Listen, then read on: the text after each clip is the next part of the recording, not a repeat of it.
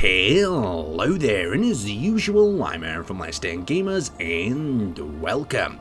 So this ship in front of me might look a bit familiar. Now, you guys wanted me to continue spotlighting ships from the Survival series. And now here in front of me, this ship belongs to the enemy faction, the RWI, and this is in fact Kraz's design, and it's known as the Gunboat. Now this thing has a lot of really interesting features going on about. We'll do a basic overview and then we'll start testing, finding out what its weaknesses are and how we can actually combat this vessel. Now, in the manner of working this out for the Drone Empire, we're going to be very methodical. We're going to go for everything. So first off, let's have a look at the front. We have the laser cannon in the hull, so it's slightly protected, still quite exposed at the front. We've also got two cameras, so there is some sort of redundancy in aiming systems if one's taken out. We also have that backup rocket launcher that can do a lot of damage on its own. Now, I really like the slope of this design. You see how it's not symmetrical. That side actually sticks out a little bit further. And then we have the Vulcan turrets on top. So we've got one Vulcan there, two Vulcans on the side, and underneath, surprisingly, I thought we'd have another Vulcan turret here, but we actually have a 40mm Bofors. So that is going to definitely cause some damage to anything going below it.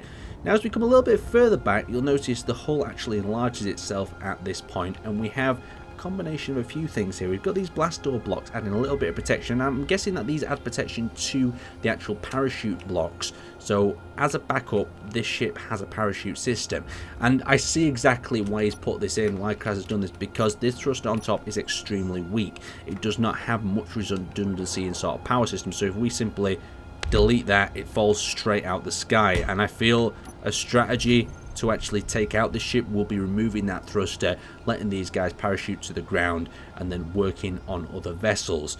But I don't know. It depends how much emphasis they put on these gunboats as part of their fleet. It's going to be very interesting when we finally fight it. So on the top here, we have got access to the inside that we'll have a look at in a second, as well as them two other atmospheric thrusters. Now, as we go a little bit further around the side, we have the double-barreled cannons on here. That's in an interesting little configuration here. We've got one on either side, and since they're on the side, they can actually point directly towards the ground and bombard a target. So this ship from a range could be quite deadly indeed, especially with that laser configuration. Underneath, we've got a few more thrusters, as well as a thruster that is currently shooting through the armored block there on the bottom as well. Two more reinforced armor blocks, so these are just adding protection to these rather important central sections. Very nice indeed. It is a lovely design. It's a very compact ship. Let's go a little bit further around the back and see if there's any weaknesses towards the rear though. So as we come up into this section, we've actually got the Bofors cannon on the top, we have the Vulcan cannons on the side, and then we enter into the rear thrust pack. There's also some exposed sort of backup power sources on the side here. That'd be interesting to see if the main reactor is taken out. Can this ship support itself? Some more things to test. And as we come around the back here, we have that large atmospheric thruster, quite exposed, but at the same time it is protected by these slight armor segments. So since them thrusters are quite exposed, it might be something to definitely target or go for first. So let's wrap underneath and just check the rear segments. We've got another rear thruster as well there. So moving on to the next part of this test, we need to actually go aboard. So I'm going to get my character, I'm going to step a little bit closer, and we're going to enter into the enemy's vessel. Now down here you can see the compact nature of this design. We've got the cryopod. We have, doesn't look like we've got any medical systems. We've got this area here that we could possibly squeeze into if we wanted to, but there's not really too many access ports. We've also got the projector block there as well, so this thing can be rebuilt from itself. Nice little idea there. We've got the nuclear reactor on either side. Let's have a little bit of a pilot, and we've got obviously a sealable airlock. Not too important on a planet, but two doors is better than one when it comes to breaking into a ship. Now we have control of it. Let's see how this handles. So we've got great sort of gyroscopic movement.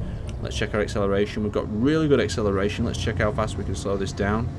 Quite slow on the stopping power though, and I think that's because it's relying on the top two thrusters. So if them top two thrusters are damaged, this thing is going to become a drift, an absolute drift wagon.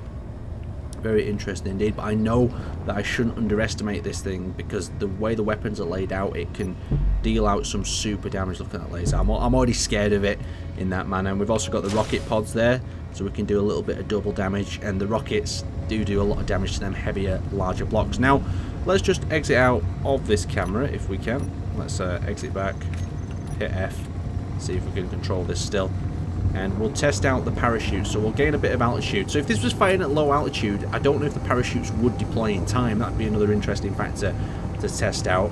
I'm sure Kraz is behind all the systems. He's definitely worked it out. Kraz definitely plans his designs.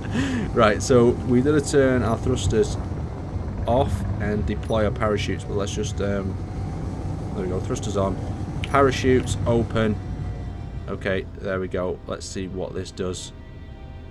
So there we go. We could still technically aim this platform and engage targets as we're going towards the ground. So it could be interesting. He could even completely disable his engines, go to a higher altitude and engage on the way down to the ground area. But this is definitely some sort of recovery system. I like the idea of it. It just depends how effective it will be in battle. So a little bit of damage sustained there. And then if you're not landed perfectly on flat ground, you've got them problems as well. Very interesting indeed. The scale of this ship compared to our vessels as well is quite small. I mean, the only sort of ship of this size or caliber would probably be the Harambe, and after his upgrades I don't know if he'll still be on this particular level. But anyway, I'd like to thank you guys for watching a beautiful ship designed by Kraz. Check it out in the link description, in the description below, and I will see you next time. And make sure you tune in to the next episode of Colony Wars. That will be every Friday and every Sunday at 7 PM.